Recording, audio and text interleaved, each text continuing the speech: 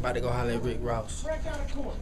Fresh out of court, baby. How was court yesterday? Oh man, it was a beautiful day. I was convicted, but my defense was successful.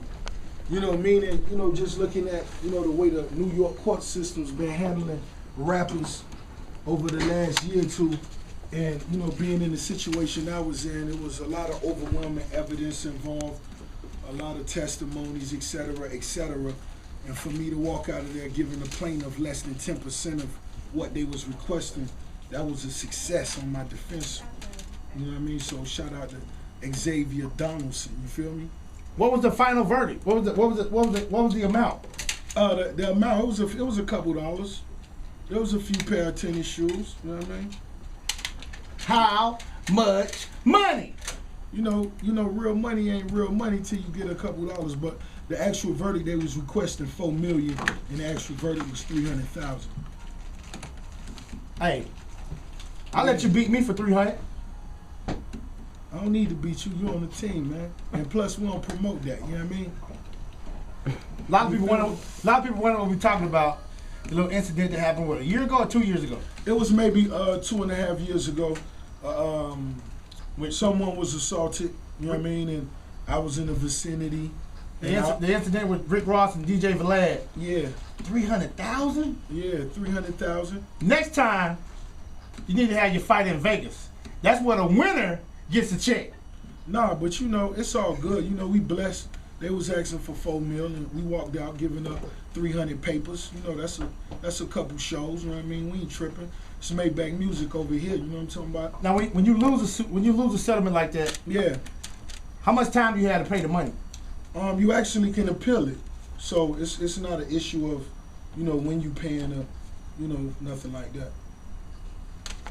You know what I mean? And I haven't decided what I was gonna do yet. We focused on our music, man. You know what I mean? That anything that's what money for to handle, you know, situations that money can handle. And anything other than that, that's when you got a real problem. So, you know, we focused on that Teflon Don, and, you know, we flying out to LA in the morning shooting this Hello Good Morning Diddy video.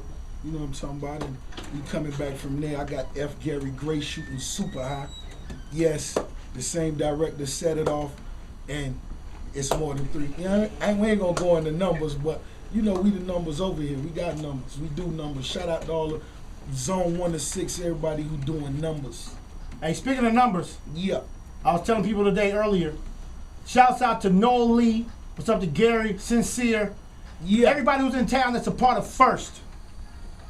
Log on to v103webmag.com and go to my page if you want to know what First is. It's not being first. First is a competition. It's the first robotic championships. They got kids from 36 countries in the ATL. I watched the Secretary of Education today give this man $100 million for this kids program. See, that's paper.